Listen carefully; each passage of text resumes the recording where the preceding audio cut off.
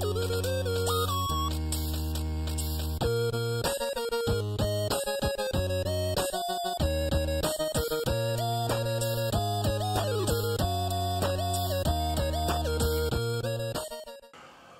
à toutes, bonjour à tous, bienvenue sur Comics Party, j'espère que vous vous portez bien. Aujourd'hui, pour une nouvelle émission ce mercredi, on va parler de l'un des plus grands super-héros de tous les temps.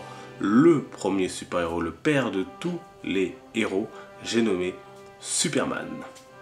Et on va en parler, mais attention, on va en parler avec ça, ce comics Superman Red Son.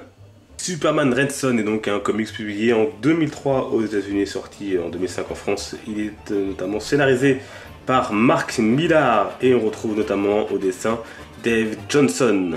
Avec Superman Red Son, imaginez un monde où celui qui deviendra plus tard Superman, Kal-El, n'est pas tombé aux États-Unis, au Kansas, est recueilli par les Kent et élevé dans une petite ville du doux nom de Smallville, mais plutôt tombé en Ukraine. En plein temps de la guerre froide, Superman devient donc une arme et un symbole au service de Staline et de son régime. Et ça va bien sûr tout chambouler dans l'ordre mondial que nous, on a connu. Et c'est quand même fort, très fort d'avoir réussi à faire de Superman symbole, si ce n'en est de l'Amérique, quand même quelque part, même si c'est le héros du monde entier, il a aussi ce caractère de héros de l'Amérique et de symbole de l'Amérique, puisque c'est un super-héros américain né là-bas en 1938, premier des super-héros. Il peut être parfois assimilé à ce que Captain America est pour Marvel, un symbole de l'Amérique. Il est un héros né et qui s'est fait dans une petite ville du Kansas, à Smallville. Et puis comme le dit également Henry Cavill à la fin de Man of Steel, il n'y a pas plus ricain que moi. Voilà, c'est aussi ce symbole-là, et le transposer donc dans un univers totalement différent, dans l'univers contraire en tout cas de l'époque, en pleine guerre froide, communisme contre capitalisme, c'est tout à fait intéressant et assez culotté de la part de Mark Millar. Et c'est d'autant plus réussi de la part de Mark Millar qu'il ne fait pas le bien contre le mal. Ça va pas être les gentils États-Unis contre les méchants de l'URSS. Tout le monde va avoir ses défauts et ses qualités, et c'est bien de présenter une vision du monde qui n'est pas aussi manichéenne et aussi lisse. Quand même, et quel choc pour nous lecteurs de voir Superman arborer sur son costume la faucille et le marteau, un changement total de ton, puisqu'il va donc travailler, collaborer même avec Staline. Ce qui est très intéressant aussi avec Superman Red Son, c'est la vision de l'histoire totalement différente dans ce comics. L'histoire avec un grand H, on revisite cette époque de la guerre froide, comme on a pu la revisiter par exemple avec d'autres films plus tard comme X-Men First Class, X-Men le commencement. On revisite cette histoire d'un autre œil et on revoit les événements si un Superman avait déjà existé et s'il était du côté de l'URSS. Et c'est tout à fait intéressant parce que ça aurait changé pas mal de choses également du côté des présidents qui ont gouverné ce monde. C'est intéressant de faire cette relecture du monde et de cette époque. Autre point très intéressant, c'est que l'on retrouve les personnages de la galerie de l'univers de Superman. Ils sont quasiment tous là. Vous retrouverez bien sûr Lois Lane qui cette fois-ci est plus que Lois Lane, ça vous le découvrirez en lisant le comics. Alex Luthor encore plus machiavélique et intelligent et manipulateur que jamais. Là aussi, il veut s'en prendre à Superman. Il a une place très importante dans nos comics et ça, c'est vraiment très réussi, le personnage de Lex Luthor. Vous retrouverez également Wonder Woman, mais aussi Batman. Et bien sûr, vous allez vous rendre compte que ces héros, que ces personnages de la galerie de Superman sont différents, ont une vie différente, une approche différente également du monde. Et c'est très réussi, notamment pour Batman, mais ce ne sera pas le seul héros que vous retrouverez. Il y a également pas mal de méchants, de vilains de l'univers de Superman que vous retrouverez dans ce comics Superman Red Son.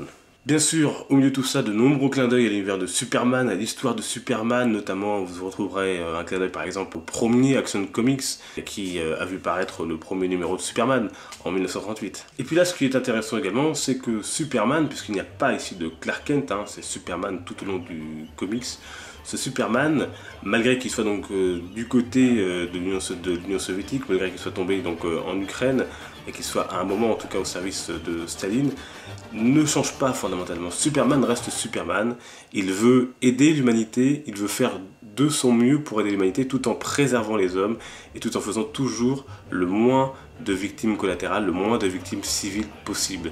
Superman reste quelque part ce boy scout, reste donc Superman, et ça c'est aussi intéressant à transposer dans cette histoire et les dilemmes auxquels Superman va être confronté vont être très très intéressants, même si vous allez voir, il va pas forcément toujours faire les bons choix. Voilà, Superman Red Son, un comics que je vous conseille tout particulièrement, que vous pouvez retrouver bien sûr notamment chez Urban dans sa collection de 2013, mais aussi là dans cette version qui date d'avant, celle de Panini Comics, du temps où DC Comics était publié chez Panini. Un comics vraiment réussi qui est super intéressant pour sa vision de l'histoire avec un grand H, sa réécriture de l'histoire avec un grand H, la vision également de Superman qui reste finalement le même au fond de lui, également pour la galerie des personnages de l'univers de Superman qu'on retrouve dans ce comics et qui est exploité vraiment d'une façon très très intéressante. Et puis bien sûr, je ne l'ai pas mentionné, mais les dessins, les couleurs et l'ancrage sont vraiment